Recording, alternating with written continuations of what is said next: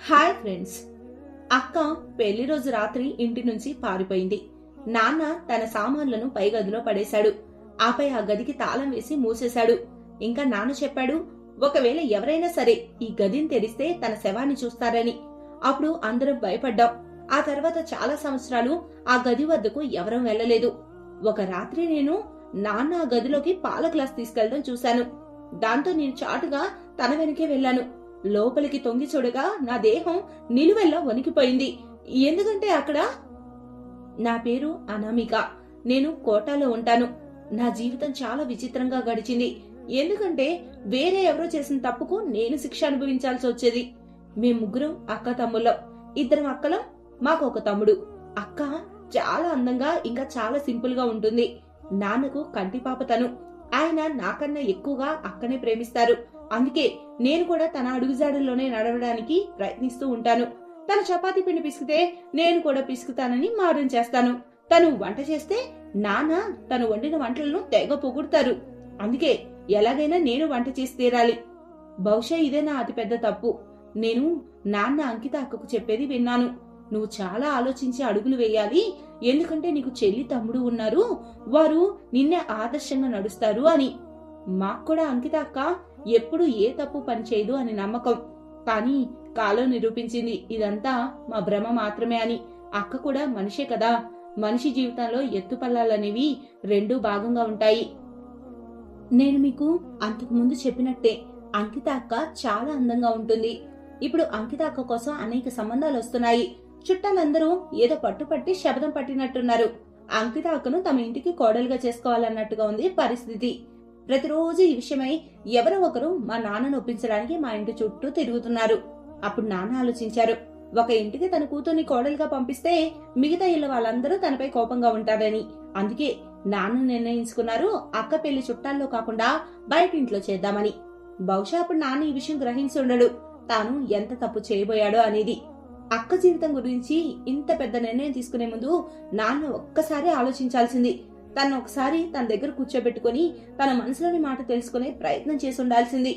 ఆమె తల మీద చేయి పెట్టి ఒక్కసారి అడుగుండాల్సింది, అమ్మా నువ్వు నీ భవిష్యత్తు కోసం ఏదో ఆలోచించి ఉంటావు కదా, ఒకవేళ నీ మనసులో ఏదైనా ఉంటే నాతో పంచుకో, నాకు చెప్పు, నాతో చెప్పడానికి సంకోచంగా ఉంటే మీ అమ్మకు చెప్పు అని చెప్పాల్సింది. కానీ ఈ విషయంలో ఇంట్లో ఏ ఒక్కరి అభిప్రాయాన్ని తెలుసుకునే ప్రయత్నం నాన్న చేయలేదు. నాన్న బయట వేరే వ్యక్తితో మాట్లాడేసి అక్క కోసం ఒక సంబంధం సిద్ధం చేశారు.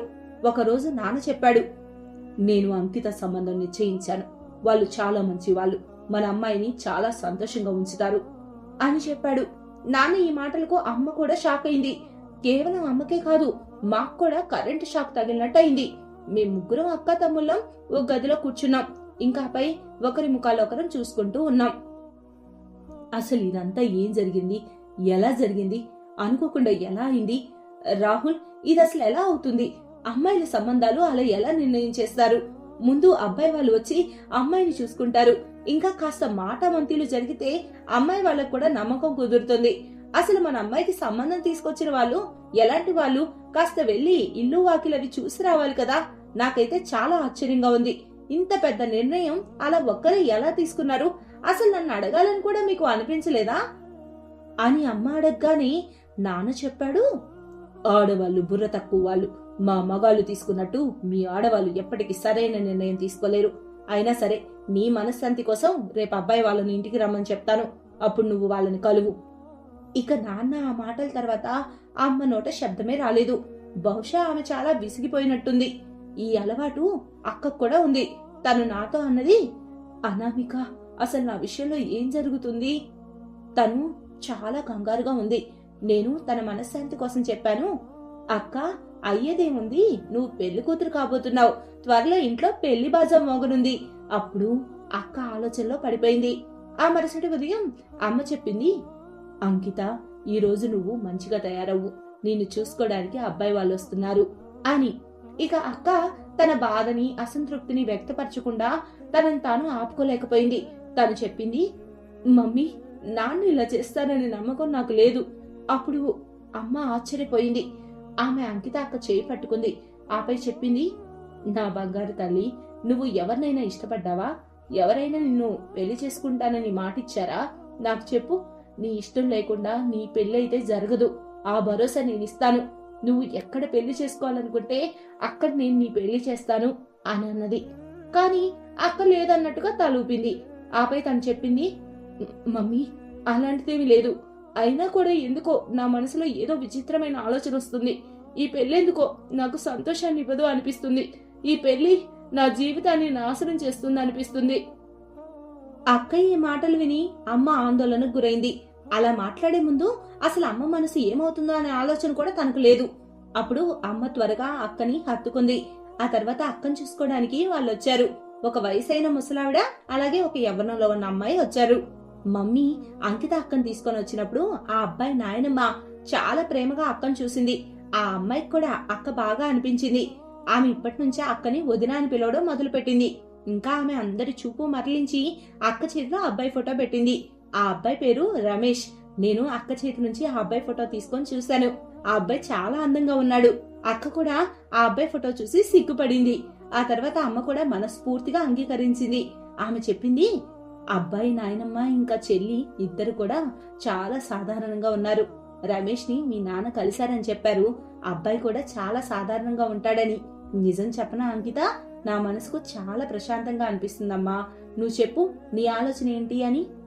అప్పుడు అక్క సిగ్గుపడుతూ పడుతూ హామీ ఇచ్చింది, నాకు ఈ సంబంధం పట్ల ఎటువంటి అభ్యంతరం లేదు అని. ఆ తర్వాత మా ఇల్లు సంతోషాలతో నిండిపోయింది. కానీ ఈ సంతోషం చాలా పెద్ద కష్టంగా మారుతుందని ఎవరూ ఊహించలేకపోయాం. అంతా చాలా బాగా నడుస్తుంది. అక్క కూడా చాలా సంతోషంగా అన్నిట్లో పాలు పంచుకుంటుంది.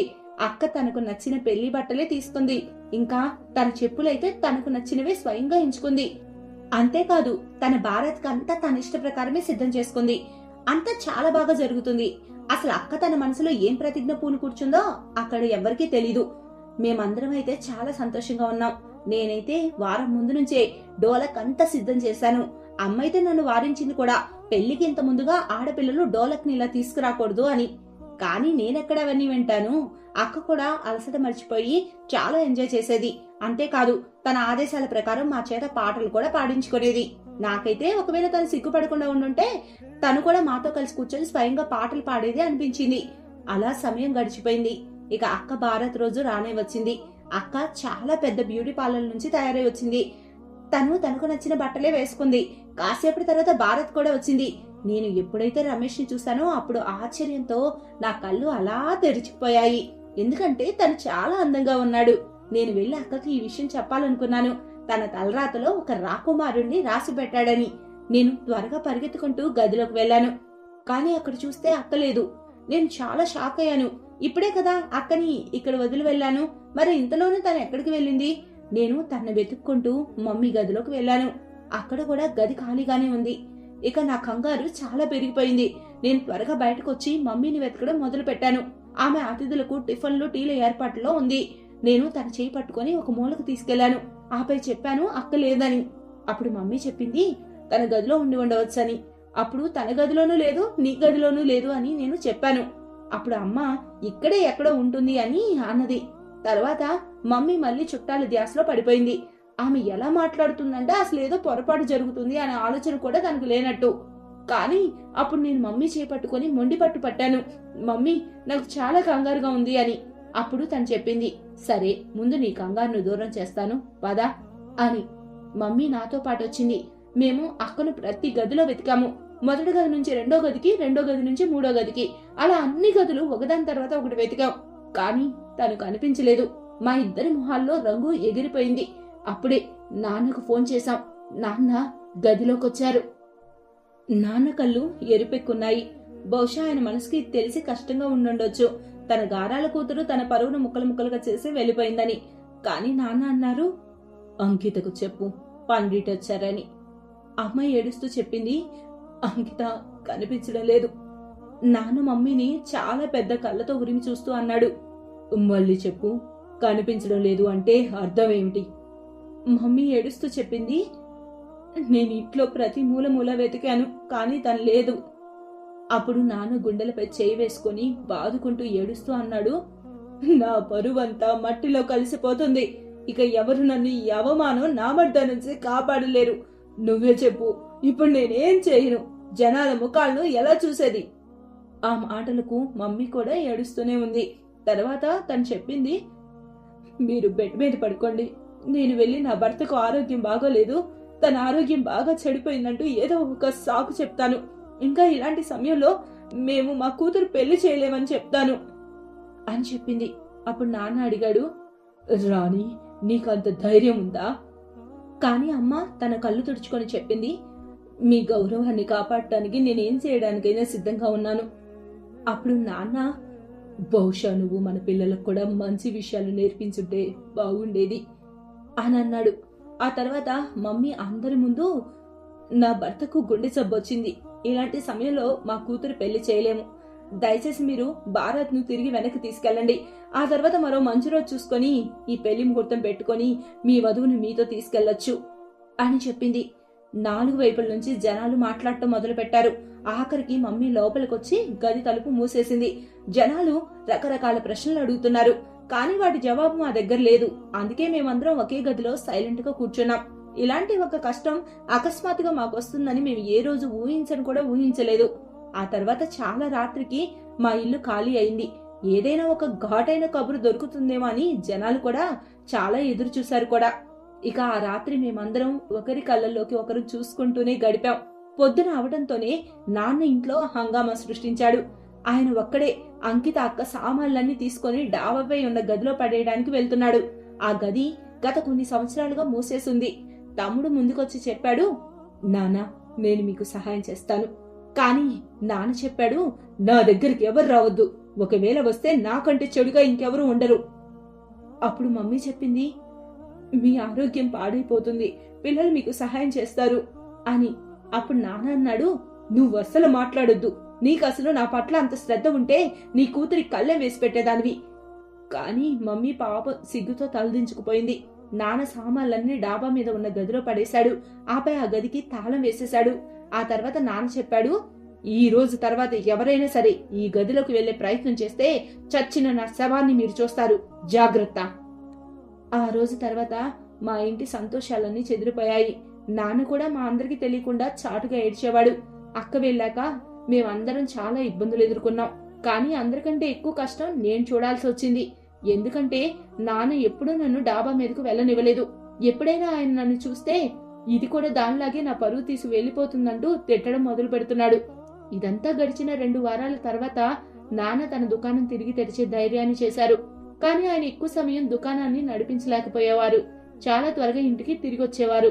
అలా తిరిగొస్తూనే ఆయన డాబా మీదకు వెళ్లేవాడు. నాన్న కిందకొచ్చినప్పుడు చాలా అలసటగా కనిపించేవాడు. ఇంకా ఆయన కళ్ళు చాలా వాచి ఉండేవి. మమ్మీ చెప్పేది, మనందరికీ తెలియకుండా మీ నాన్న డాబా మీదకి వెళ్లి ఏడుస్తున్నాడని. ఇక అక్క పెళ్లి మాట ముగిసిపోయిందని మేమందరం అనుకున్నాం. కానీ 1 నెల తర్వాత అబ్బాయి వాళ్ళ తరపు నుంచి మళ్ళీ ఫోన్ వచ్చింది. రమేష్ వాళ్ళ నాన్నమ్మ అన్నది, మీరు భారత్ తిరిగి పంపించడం చూసి మేము చాలా షాక్ అయ్యాం. ఆ తర్వాత కాస్త కోపం కూడా వచ్చింది. కానీ ఆ తర్వాత మళ్ళీ ప్రశాంతమైన మెదడుతో ఆలోచిస్తే బహుశా మీకు కూడా ఏదో తప్పనిసరి పరిస్థితి అయి ఉంటుంది అనిపించింది. బహుశా మీ పెద్దమ్మ ఈ సంబంధాన్ని కాదని ఉంటుందేమో అనిపించింది. ఆపై మీరు మీ గౌరవాన్ని కాపాడుకోవడం కోసం రాహుల్ బాబుకి జబ్బుగా ఉందని సాకు చెప్పారు అనిపించింది. ఒకవేళ అలాంటిదేమైనా ఉంటే మాకు ఈ విషయం పట్ల ఎటువంటి అభ్యంతరం లేదు. మీరు మీ ఎవరో ఒక అమ్మాయితో మా అబ్బాయి పెళ్లి జరిపించండి. ఒకవేళ మీ పెద్దమ్మాయి ఒప్పుకోకపోతే మీ చిన్నమ్మాయిని రమేష్కి ఇవ్వండి. ఎందుకంటే మేము చాలా ఏళ్లలో సంబంధం వెతికాం, కానీ మీ ఇంట్లో లాంటి అమ్మాయిలు ఎక్కడా దొరకలేదు. అందుకే మేము ఏదో ఒక విధంగా మీతో బంధుత్వం కలుపుకోవాలి అనుకుంటున్నాం అని చెప్పింది. మమ్మీ ఫోన్ పెట్టేసింది. ఇంకా మమ్మీ నాతో చెప్పింది, అనామిక నువ్వు చెప్పు, నీకు ఈ పెళ్లి అంగీకారమేనా? అప్పుడు నేను చెప్పాను. ఇంకా చెప్పాను, మమ్మీ అక్క వెళ్ళిపోయాక నాన్న నా జీవితాన్ని భారంగా మార్చాడు. ఆయన నన్ను చాలా కోపంగా అనుమానంగా చూస్తున్నారు. అందుకే నేను ఇక పగలు రాత్రిగా మారే లోపే ఇక్కడి నుంచి శాశ్వతంగా వెళ్ళిపోవాలనుకుంటున్నాను. ఇంకెప్పటికీ తిరిగి రాకూడదు అనుకుంటున్నాను. నా ఈ మాటలకు మమ్మీ నన్ను హత్తుకొని గట్టిగా ఏడ్చింది. ఆపై నాతో చెప్పింది, చూడమ్మా, మన తలరాతలో ఇదే రాసింది. ఎవరో చేసిన నేరానికి శిక్ష మనం అనుభవించాల్సి వస్తుంది. నేను నీ తలరాత మారాలనుకుంటున్నాను, కానీ నేనేం చేయను. నేను దిక్కుతోచని స్థితిలో ఉన్నాను. మమ్మీ ఎంతగా దిగసారిపోయిందంటే నేనింక తనకు ధైర్యాన్ని నింపాల్సిన పరిస్థితి వచ్చింది. నేను చెప్పాను, మమ్మీ నువ్వు బాధపడకు, దేవుడు అంతగా మంచిగా చేస్తాడు. ఆపై నేను లేచి గదిలోకి వెళ్ళిపోయాను. ఎందుకంటే నాన్న తిరిగొచ్చే సమయం అయింది. ఈరోజు నా గుండె ఎందుకో ఏదో విచిత్రంగా కొట్టుకుంటుంది. ఎందుకంటే నా తలరాతకు సంబంధించి నిర్ణయం జరగబోతుంది. ఇంటి గుమ్మం తెరుచుకోగానే నేను నా గది కిటికీ దగ్గరకు వచ్చి కూర్చున్నాను.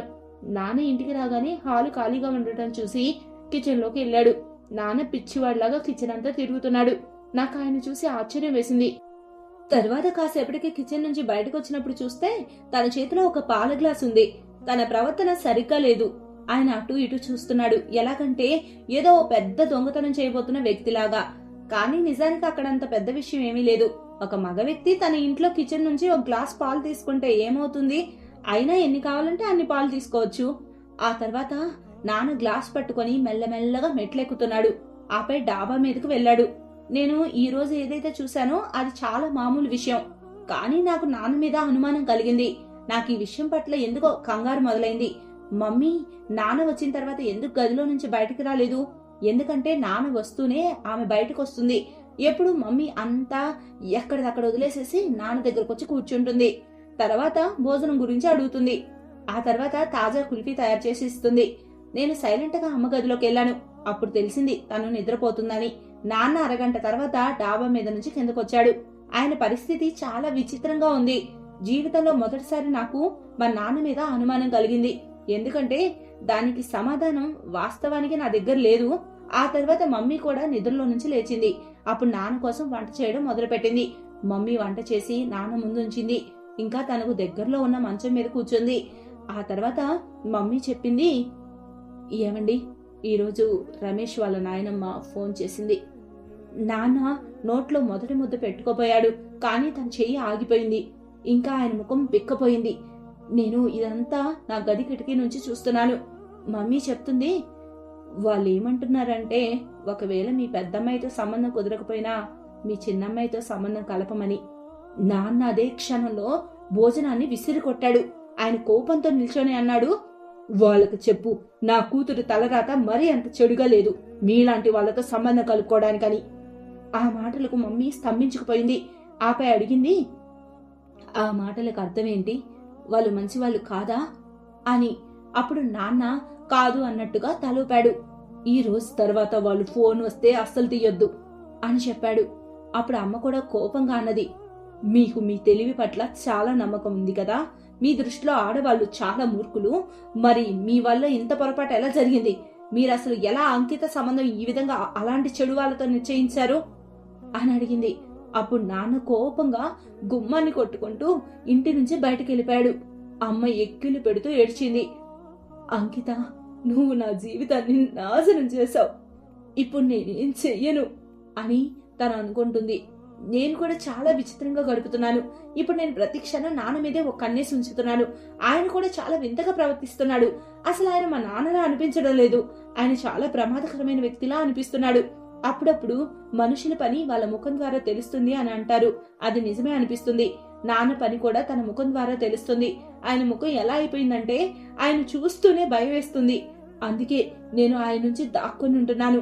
ఆయన ఎంతసేపు ఇంట్లో ఉంటే అంతసేపు నేను అసలు నా గదిలో నుంచి బయటికే రావడం లేదు. ఇక మమ్మీ ప్రతి క్షణం తన పనిలో తాను మునిగుంటుంది.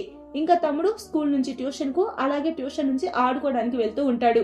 ఇంకా రాత్రికి చాలా ఆలస్యంగా ఇంటికి వస్తాడు. వాడు కూడా ఇంటి వాతావరణానికి కాస్త దూరంగా ఉండాలి అనుకుంటున్నాడు అనిపిస్తుంది. ఇక ఇప్పుడు నేను నాన్న ఎప్పుడు డాబా మీదకి పాలు తీసుకెళ్లడం చూస్తున్నాను. కానీ ఆయన అలా పాల గ్లాసు డాబా మీదకి ఎందుకు తీసుకెళ్తున్నాడో నాకు అసలు అర్థం కావడం లేదు. ఇప్పుడు నేను ఈ విషయం పట్ల చాలా కంగారుగా ఉన్నాను. ఈ కారణం వల్ల నాకు నిద్ర కూడా సరిగ్గా రావడం లేదు. నేను రోజు మొత్తం అంకితని గుర్తు చేసుకుంటూ ఉన్నాను. అంకిత అక్క నేను చాలా మంచి స్నేహితులం. బహుశా తను ఇంత తప్పటడుగు వేయకుండా ఉండాల్సింది. చాలా రాత్రయింది. చుట్టుపక్కల కుక్కలరిచే శబ్దం వస్తోంది. నేను లేచి నా గది కిటికీ దగ్గర కూర్చున్నాను. అప్పుడు నాకు ఏదో ఒక విచిత్రమైన అనుభూతి కలిగింది.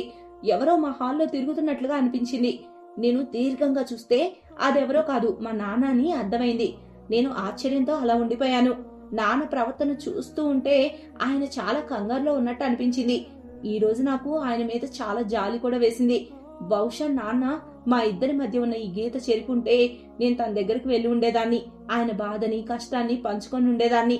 కాసేపటి వరకు నాన్న హాల్లోనే తిరుగుతూ ఉన్నాడు. ఆ తర్వాత ఆయన కిచెన్ వైపు వెళ్ళాడు. నాన్నకి ఆకలిగా ఉందా ఏంటి అని నా మనసులో అనిపించింది. కాసేపు అలా కిచెన్లోనే తిరిగి తర్వాత ఆయన బయటకొచ్చాడు. తన చేతిలో ఏవో తినేవి ఉన్నాయి. ఇంకా ఆయన అడుగులు మెట్లు వైపు వెళ్ళాయి. అలా మెల్లమెల్లగా మెట్లన్నీ ఎక్కుతూ ఆయన డాబా మీద ఉన్న గది వైపు వెళ్ళాడు. అసలు ఇదంతా ఏంటా అనుకుంటూనే నేను సైలెంట్ గా అక్కడ కూర్చొని ఉండిపోయాను.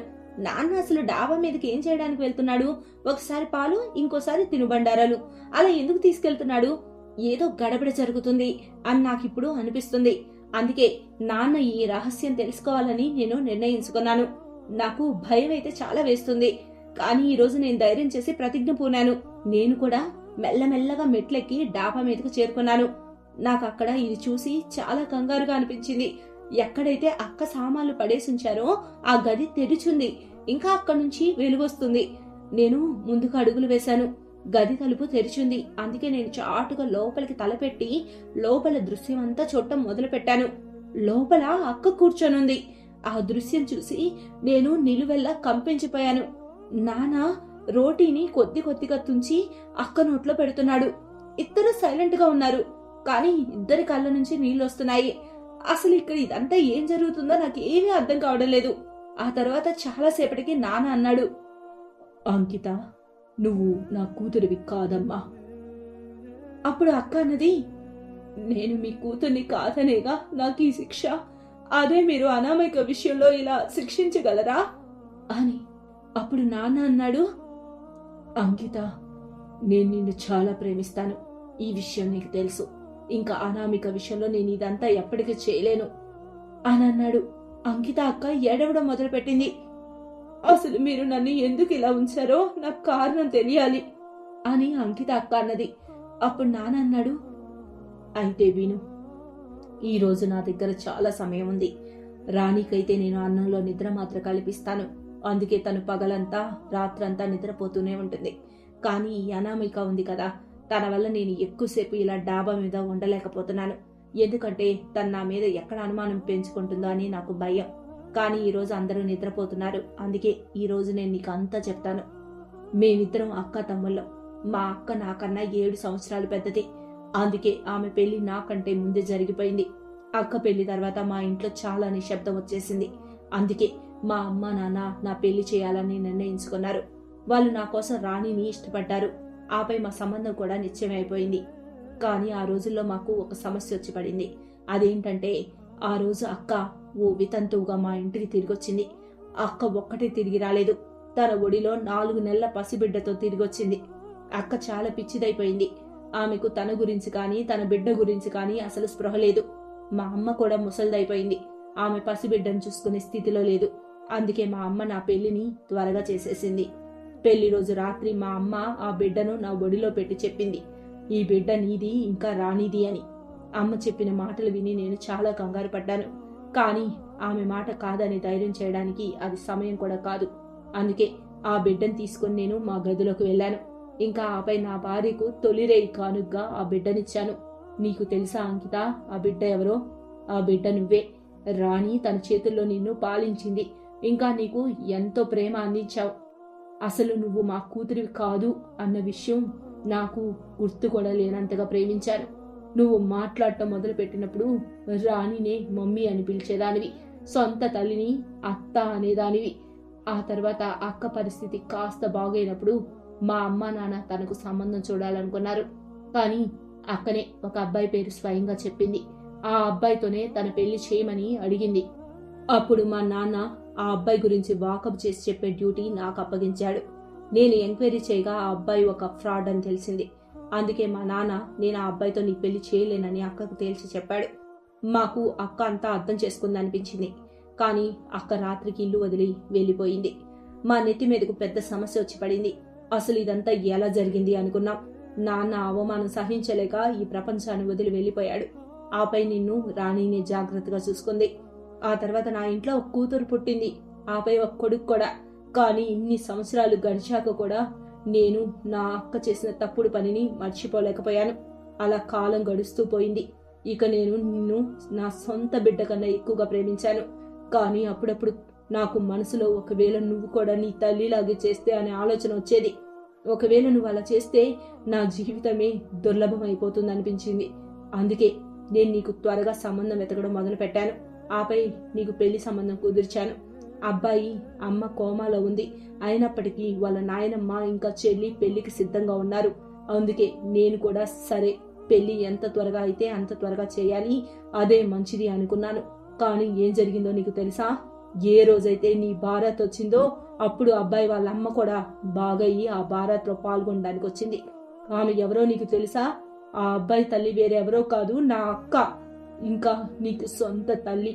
అంటే ఆ అబ్బాయి రమేష్ నీకు అన్న అవుతాడు. నేను అదంతా చూసి చాలా కంగారు పడ్డాను. అందుకే నీకు చెప్పాను, నా మాట విని డాబా మీదకి వెళ్ళు అని. ఆపై నేను నిన్ను ఈ డాబా మీద గదిలో బంధించాను. నేను పొద్దుటకల్లా రాణికి నిజమంతా చెప్పాలనుకున్నాను. కానీ నేను మీ అమ్మ పెళ్లిని అడ్డుకున్నాను. దాంతో ఆమె ఇల్లు వదిలి లేచిపోయింది. అప్పుడు నాకు అనిపించింది నీ పెళ్లి నేను ఆపాను, ఒకవేళ నువ్వు కూడా ఇల్లు వదిలి లేచిపోతే అని. అందుకే నిన్ను ఇక్కడే బంధించుంచాను. కానీ నువ్వు ఇలా ఏమాత్రం అర్థం చేసుకోకు. నేను నా అక్క కూతురైన నిన్ను ఇక్కడ బంధించుంచి నా సొంత బిడ్డలను ప్రేమిస్తున్నానని. నేను ఎప్పటి నుంచి అయితే ఇక్కడ బంధించుంచానో అప్పటి నుంచి నేను అనామికతో కూడా మాట్లాడటం మానేశాను. నిన్ను మూసి ఉంచిన గదిలో ఎంత కఠినంగా ఉంచానో అనామికతో కూడా నేను అంత కఠినంగానే మాట్లాడుతున్నాను. అప్పుడు తను చెప్పింది, నానా, ఒకవేళ నేను ఇంట్లో నుంచి పారిపోతే మీ పరువు మట్టిలో కలిసిపోతుంది. కానీ మీరు ఇలా నన్ను గదిలో ఉంచినా కూడా మీ పరువు మట్టిలో కలుస్తుంది కదా. అంకిత ఇంట్లో నుంచి వెళ్లిపోయిందని జనాలైతే అనుకుంటూనే ఉంటారు కదా. అందుకే తన పెళ్లి భార్య తల ఖాళీగా తిరిగి వెళ్లిపోయిందని చెప్పుకుంటూనే ఉంటారు కదా. అలా వాళ్ళిద్దరూ ఇప్పటికే మాట్లాడుకుంటూనే ఉన్నారు. ఇప్పుడు తెల్లారిపోయింది కూడా. ఇక నాన్న తొందరగా లేచారు. ఆపై చెప్పారు, అంకిత, నన్ను క్షమించమ్మా. ఇప్పుడు నేను వెళ్లిపోవాలి. అందరూ లేచే సమయం అయింది. అప్పుడు నేను త్వరగా నా అడుగులు ముందుకు వేసి చెప్పాను, లేదు నాన్న, నేను నా అక్క మీద ఇక ఇలాంటి జులుం ఒప్పుకోను. వాళ్ళ మమ్మీ చేసిన తప్పుకు శిక్ష నా అక్కకు నేను పడనివ్వను. భగవంతుడు ఒక న్యాయం చెప్పాడు. ఎవరైతే తప్పు చేస్తారో వాళ్ళకి మాత్రమే శిక్ష పడాలనేది ఆయన చెప్పిన ధర్మం. అలాంటిది మీరు కేవలం మనిషి మాత్రమే అయ్యుండి ఇలా ఎలా చేస్తారు అని అడిగాను. నాన్న నా మాటలకు షాక్ అయ్యాడు. ఆపై త్వరగా కిందకు వెళ్ళిపోయాడు. నేను అక్క చేయి పట్టుకొని కిందకు తీసుకొచ్చాను. నాన్న సిగ్గుతో పొద్దున్నే వెళ్లిన వాడు రాత్రికి ఇంటికి తిరిగొచ్చాడు. ఆపై నాన్న ఏడుస్తూ మా అందరినీ క్షమాపణ అడిగాడు. తర్వాత మేమందరం ఆయన్ను క్షమించాము. నాన్న అక్కకు తన సొంత తల్లిని కలిసే అనుమతి ఇచ్చాడు. దాంతో అక్క తన సొంత తల్లిని కలుస్తూనే ఉంది. ఇంకా అతి త్వరలోనే తనకు ఒక మంచి సంబంధం కుదిరి పెళ్లి కాబోతుంది. ఇప్పుడు కష్టకాలం మమ్మల్ని దాటుకు వెళ్లిపోయిందని మాకు నమ్మకం కలిగింది. ఇక మున్ముందు సంతోషమే సంతోషం. Thank you friends.